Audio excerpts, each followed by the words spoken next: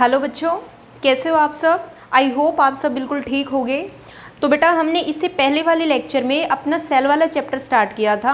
मैंने आपको कुछ बेसिक चीज़ें बताई थी उसमें, और सेल को थोड़ा सा हमने डिफ़ाइन किया था और फर्दर ये पढ़ा था कि भाई सबसे पहले किसकी डिस्कवरी कौन सी किसने की थी सेल की, और कौन सी सेल थी, ये सब पढ़ा था हमने। आज हम अपने सेल वाले पार्ट को थोड़ा सा आगे बढ़ाते हैं।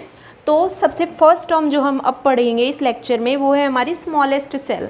तो स्मॉलेस्ट सेल जो है वो कौन सी है और उसके क्या कैरेक्टर होते हैं। सो स्मॉलेस्ट सेल की अगर हम बात करें तो स्मॉलेस्ट सेल है हमारी माइकोप्लाज्मा,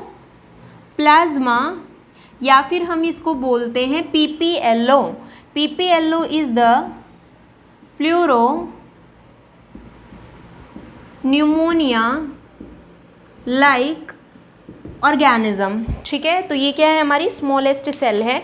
अब इसका साइज़ पूछा जाता है, कितना है, 0.1 माइक्रोमीटर टू 0.3 माइक्रोमीटर, ये है इसका साइज़। अब आपसे पूछा जाता है कि भाई इसकी एक मेन कैरेक्टर बताओ इसका। इस पे सेल वॉल प्रेजेंट नहीं होती है, और ये क्या है, ये डिजीज़ कॉज करता है। सो पैथोजन की कैटेगरी में रखते हैं हम इसको। तो स्मॉलेस्ट सेल कौन सी है हमारी, पीपीएलओ, जिसको माइकोप्लाज्मा बोला है। PPLO is the pleuro pneumonia like organism. इस पे सेल वॉल प्रेजेंट नहीं होती है। साइज़ कितना, 0.1 माइक्रोमीटर से लेकर 0.3 माइक्रोमीटर। अब देखो ध्यान से समझो, यहाँ मैंने बोला सेल वॉल नहीं होती है, तो कौन सी है, स्मॉलेस्ट, माइकोप्लाज्मा। अब अगर कोई ये पूछने लग जाए कि भाई स्मॉलेस्ट सेल बताओ बट जिसके ऊपर सेल वॉल प्रेजेंट हो, जिसके ऊपर सेल वॉल प्रेजेंट हो वो बताओ कौन सी है स्मॉलेस्ट, तो हम किसका नाम ले लेंगे यहाँ पे, किसी भी बैक्टीरियल सेल का। एक बैक्टीरियल सेल जो है उसके ऊपर सेल वॉल प्रेजेंट होती है और वो भी स्मॉलेस्ट में आती है। बट अगर आपसे ये पूछ रहे हैं कि भाई सेल वॉल नहीं होनी चाहिए तो स्मॉलेस्ट कौन सी है, तो हम बताएंगे कि माइकोप्लाज्मा। अब भाई ये तो हो गया स्मॉलेस्ट। सो लार्जेस्ट कौन सी है,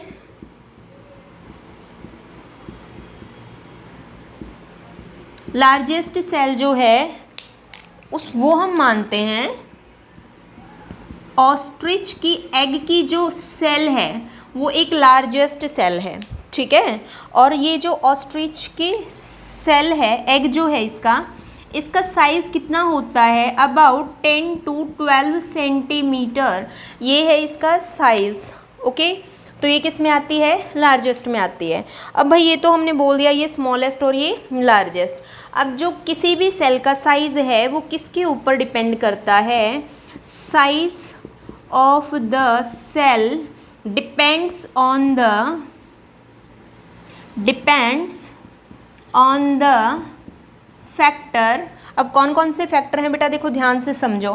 फर्स्ट है न्यूक्लियो साइटोप्लाज्मिक रेशो। जिस सेल की हम बात कर रहे हैं उसका न्यूक्लियस में और जो साइटोप्लाज्मिक रेशो है वो क्या है। सेकंड,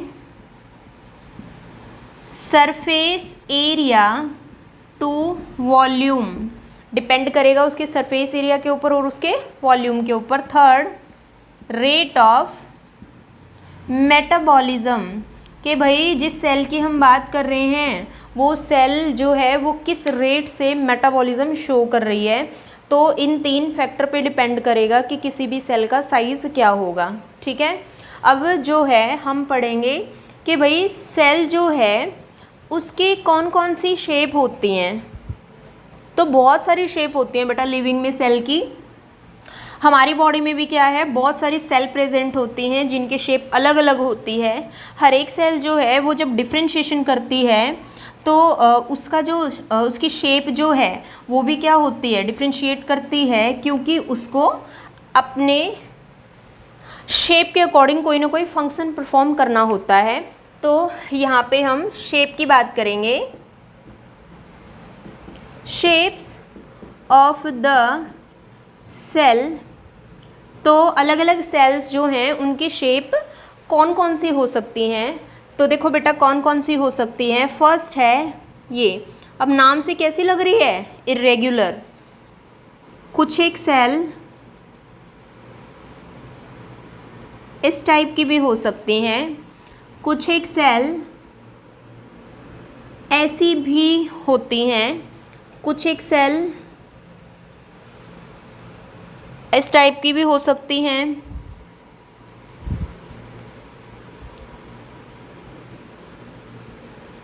कुछ एक ऐसी सेल भी हो सकती हैं,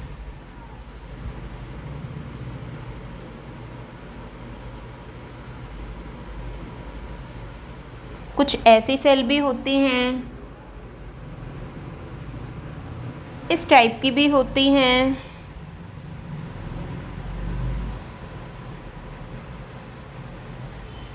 ऐसी भी,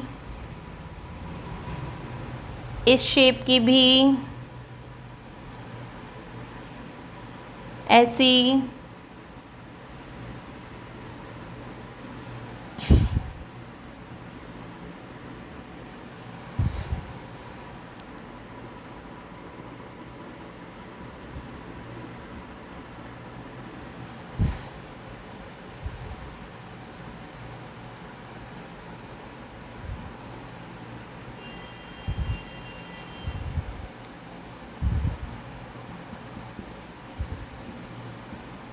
तो ये बेटा ये शेप हैं, और भी बहुत सारी होती हैं, बट यहाँ पे मैंने सिर्फ ये ड्रॉ की है आपको समझाने के लिए। तो ये है इर्रेगुलर। अब इर्रेगुलर अमीबा जैसी शेप जो है वो ह्यूमन बीइंग में जो WBC की सेल होती हैं तो वो इर्रेगुलर होती हैं। ये है स्पिंडल शेप। स्पिंडल शेप जो है वो हमारी जो स्मूथ मसल्स होती हैं, 3 टाइप की मसल्स होती हैं ना बेटा, तो उनमें से जो स्मूथ मसल्स हैं उसकी सेल जो हैं वो स्पिंडल शेप की होती हैं। ये है रेक्टेंगुलर। हमारी जो स्केलेटल सिस्टम की जो मसल्स होती है, स्केलेटन मसल्स जो होती हैं उनकी शेप जो है वो रेक्टेंगुलर होती है। ये है बेटा कॉलर शेप। कैसी है ये? Collar shape. और ये कॉलर सेल जो है इसको कोएनोसाइट भी बोलते हैं। क्या बोलते हैं? कोएनोसाइट भी बोलते हैं।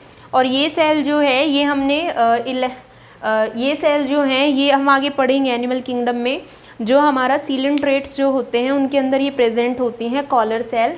नेक्स्ट जो है वो है हमारी ये सेल, इनको हम बोलते हैं फ्लेम सेल या फिर इनको बोलते हैं सोलेनोसाइट।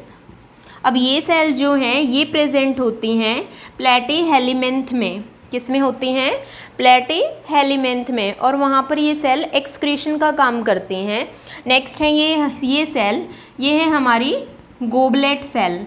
और ये गोबलेट सेल जो हैं ये म्यूकस को रिलीज़ करने का काम करती है। आगे ये सारी सेल आएंगी, इनके फंक्शन भी अच्छे से आएंगे। अभी फ़िलहाल शेप के अकॉर्डिंग हमें याद करना है।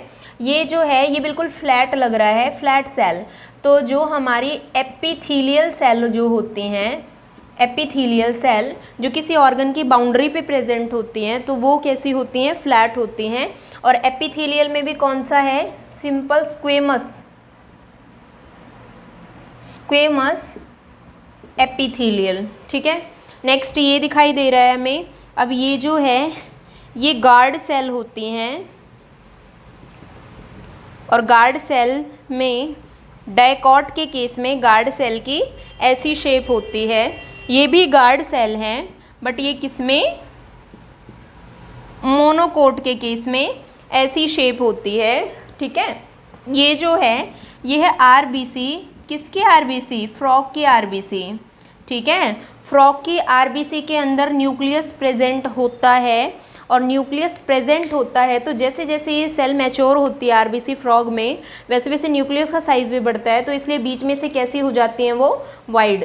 ये RBC है ह्यूमन बीइंग की, क्योंकि ह्यूमन बीइंग के अंदर जो RBC होती है जो प्री मैच्योर होती है तो उसमें न्यूक्लियस होता है, बट जैसे वो मैच्योर हो जाती है तो उसका न्यूक्लियस गायब हो जाता है, डिसअपियर हो जाता है।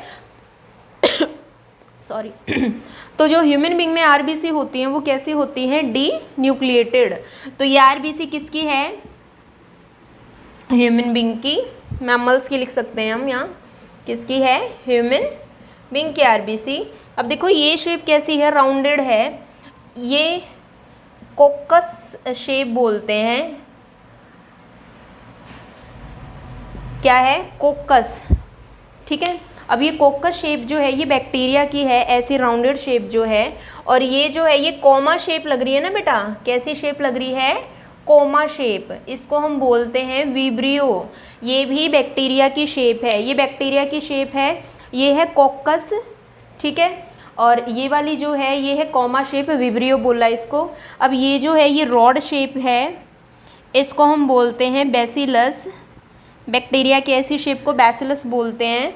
और ये वाली जो है शेप, सॉरी, ये जो शेप है ये कैसी है, ओवल शेप है। और ये वाली जो शेप है ये है रॉड शेप, इसको बोलते हैं हम बैसिलस। रॉड शेप को, बैक्टीरिया के केस की बात कर रहे हैं अभी हम। और ये जो है ये कैसी है, इसके ऊपर ये प्रेजेंट है ना फ्लैजिला, तो ये क्या है, स्पाइरलम। कैसी शेप है, स्पाइरलम की जैसी है। तो ये है बेटा कुछ एक शेप सेल की। तो अलग अलग सेल जो हैं वो अपने फंक्शन के अकॉर्डिंग अपनी अलग अलग शेप बनाती है। बहुत सारी शेप होती हैं और भी बहुत सारी आएंगी, बट यहाँ पे मैंने सिर्फ कुछ एक सिलेक्टेड शेप्स के बारे में बात करी है। सो नेक्स्ट अब हम बात करते हैं कि सेल कितने टाइप की होती हैं।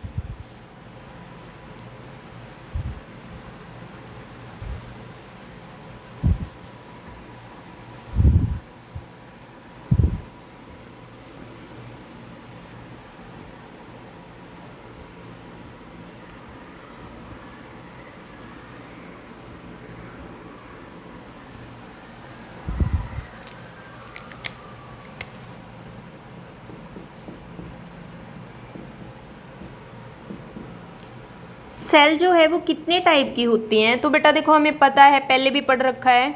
एक तो होती है हमारी प्रोकैरियोटिक सेल, और दूसरी कौन सी होती है हमारी, यूकैरियोटिक सेल। दो टाइप की होती है ना। अब कैरियो का मतलब मैंने बिल्कुल फर्स्ट में ही बताया था, कैरियो जहाँ पर आता है उसका मतलब क्या होता है, न्यूक्लियस, ठीक है। अब देखो प्रोकैरियोटिक का मतलब, प्रो का मतलब होता है प्रीमिटिव, और प्रीमिटिव का मतलब क्या है, अनडेवलप, जो पूरी तरह से डेवलप ना हो। तो प्रोकैरियोटिक क्या होती हैं, जिनमें न्यूक्लियस कैसा हो, प्रीमिटिव, पूरी तरह से डेवलप नहीं है, प्रीमिटिव न्यूक्लियस प्रेजेंट होता है।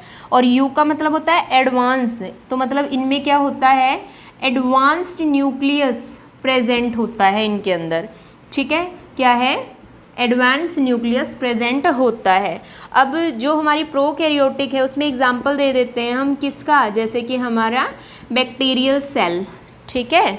इसमें भी एग्जाम्पल दे देते हैं हम कई सारे, जैसे कि एनिमल्स की सेल जो हैं वो यूकैरियोटिक में आती हैं, प्लांट्स जो यूकैरियोटिक में आते हैं, प्रोटिस्ट्स जो हैं वो यूकैरियोटिक में आते हैं, फंगस जो है उनकी सेल भी यूकैरियोटिक होती है, ठीक है। तो बेटा हमने 5 किंगडम सिस्टम पढ़ा है। तो 5 किंगडम सिस्टम जो है वो हमारा इन दोनों प्रोकैरियोटिक यूकैरियोटिक सेल से मिलकर बना हुआ है।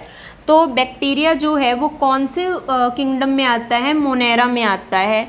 एनिमल्स जो है वो किस में आते हैं, एनीमिलिया में आते हैं। प्लांट्स जो हैं वो किस में आते हैं, प्लांटी में आते हैं। प्रोटिस्ट किस में आते हैं, प्रोटिस्टा में आते हैं। फंजाई किस में आती है, फंगस किस में आते हैं, फंजाई, ठीक है। तो बेटा ये हो गए हमारे किंगडम सिस्टम जो हमने 2 सेल के अकॉर्डिंग किए हैं। अब एक और मेन पॉइंट है, ये भी बिल्कुल बहुत इम्पोर्टेंट है, कि जो प्रोकैरियोटिक के अंदर जो ऑर्गेनेली होती हैं, जो स्ट्रक्चर जो होते हैं सेल के अंदर, उनके ऊपर मेम्ब्रेन नहीं होती है। So no membrane bound structure, ठीक है। मेम्ब्रेन बाउंड स्ट्रक्चर इसमें नहीं होते हैं, बट इसमें क्या है, इसमें होते हैं मेम्ब्रेन बाउंड स्ट्रक्चर प्रेजेंट। और जो मेम्ब्रेन बाउंड स्ट्रक्चर होते हैं उनको हम क्या बोलते हैं, ऑर्गेनेल्स बोलते हैं, या फिर ऑर्गेनेलीज बोल सकते हैं। तो इसमें ऑर्गेनेलीज नहीं होती, इसमें ऑर्गेनेलीज होती हैं, ठीक है। एक और मेन चीज़ है, राइबोसोम्स प्रेजेंट होता है। राइबोसोम्स जो हैं वो प्रोकैरियोटिक में भी होते हैं और वो यूकैरियोटिक में भी होते हैं, क्योंकि उसके ऊपर कोई मेम्ब्रेन प्रेजेंट नहीं होती है, ठीक है। इसलिए तो ये हो गया बेटा प्रोकैरियोटिक और यूकैरियोटिक। एक बार इसको अच्छे से पढ़ो पूरा, और इसमें क्या क्या है वो देखो एक बार। नेक्स्ट जो है वो हमने बात की है कि भाई सेल को हमने 2 पार्ट में डिवाइड कर दिया उसके नंबर के बेस पे। अभी हमने पढ़ा कि सेल के 2 टाइप होते हैं, एक प्रोकैरियोटिक एक यूकैरियोटिक। अभी जो हम आगे पढ़ेंगे वो पढ़ेंगे कि भाई नंबर के बेस पे सेल जो है उसके कितने टाइप होते हैं। तो सेल जो है उसके नंबर के बेस पे 2 टाइप होते हैं। नंबर ऑफ सेल जो है उसके बेस पे कितने टाइप होते हैं, 2 टाइप होते हैं।